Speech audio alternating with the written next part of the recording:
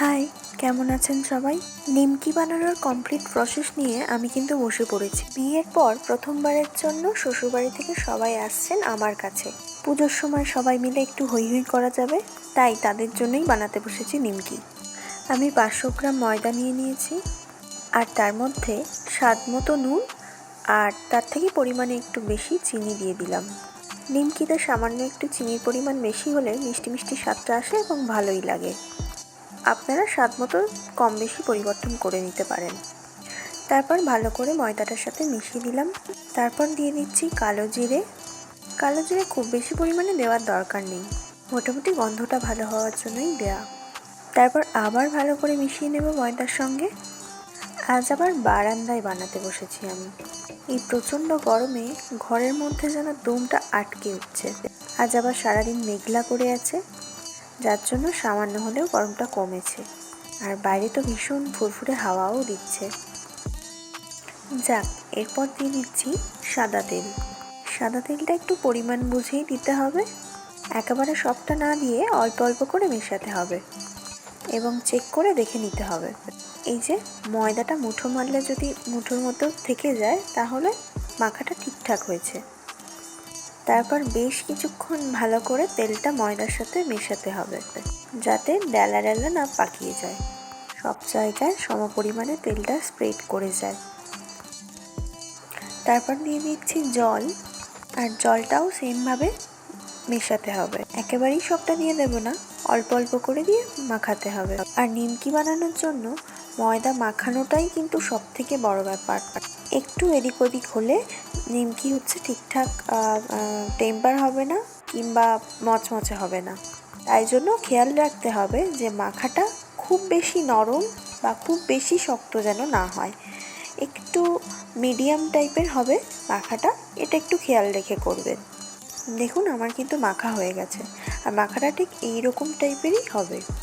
তারপর মিনিট 5-এর জন্য রেস্টে রাখতে পারেন, এতে কিন্তু নিমকিটা ভালো হবে। তারপর আপনার বেলার সুবিধার জন্য টুকরো টুকরো করে কেটে নিতে পারেন ছোট্ট ছোট্ট আকারে। এই নিমকি বানানোর পদ্ধতিটা আমি মায়ের কাছ থেকে শিখেছিলাম, যদিও বিয়ের আগে কখনো বানাইনি, কিন্তু মায়ের প্রসেসটা ধরে বানাতেই মানে ঠিকঠাক হয়েছিল একেবারে। বাবা যখন চাকরির সুবাদে বাইরে চলে যেত, মা দেখতাম এই নিমকিটা প্রায় প্রত্যেকবারই বানিয়ে দিত। চেষ্টা করতো বিভিন্ন ধরনের শুকনো জিনিস বানিয়ে দেওয়ার, যেটা বেশ কিছুদিন ধরে বাবা খেতে পারবে ওখানে। মাসের পর মাস যেহেতু বাবা বাড়ির জিনিস খেতে পায় না, তাই যে কদিন বাইরে বাড়ির স্বাদ পাওয়া যায় সে কদিন কিন্তু মন্দ লাগে না। আর এইসব রেসিপিগুলো কিন্তু আমাকে কখনো মা হাতে ধরে শেখায়নি, সব কিছুই দেখে দেখে কেমন মনে থেকে গেছে। আর বিয়ের আগে তো কখনো রান্নাঘরেই ঢুকিনি। বিয়ের পর যখন ট্রাই করতে গেলাম, দেখলাম সব কিছুই ঠিকঠাক মনে আছে পরিমাণ মতো, আর সব কিছু ঠিকঠাক মতো হচ্ছেও বেশ। যাক, নিমকির রুটিটা আপনি খুব বেশি পাতলা বা খুব বেশি মোটা না করে মিডিয়াম আকারে বেলে নিয়ে এইভাবে নিজের সুবিধা মতো শেপ অনুযায়ী কেটে নেবেন। আমি একটু কোনাকুনি শেপ দেওয়ার চেষ্টা করেছি, আপনারা চাইলে চৌকো চৌকোও করতে পারেন, কিংবা ছোট বড় নিজের সুবিধা মতো বানিয়ে নিতে পারেন। তবে দোকানের তৈরি নিমকির থেকে ঘরে তৈরি নিমকিগুলো কিন্তু খেতে বেশ লাগে। এই যে আমার সব কিছু কেটে রেডি করা হয়ে গেছে, আর এদিকে ঝমঝম করে বৃষ্টি নেমেছে, আর সন্ধেও নেমে এসেছে প্রায়।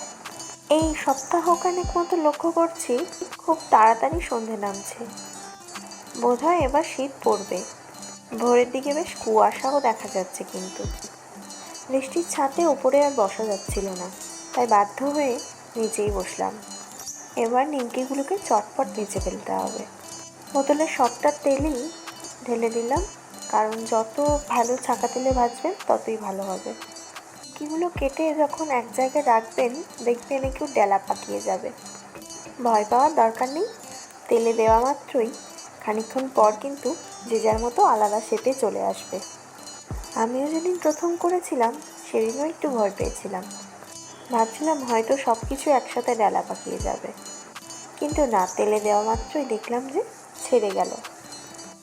তারপর হালকা যখন সোনালি রং ধরবে তখনই কিন্তু কড়া থেকে তুলে নিতে হবে, কারণ নিমকিগুলো প্রথম দেখে মনে হবে যে একেবারে সাদা সাদা আছে, কিন্তু তোলার পর দেখবেন ঠিকঠাক লাগছে।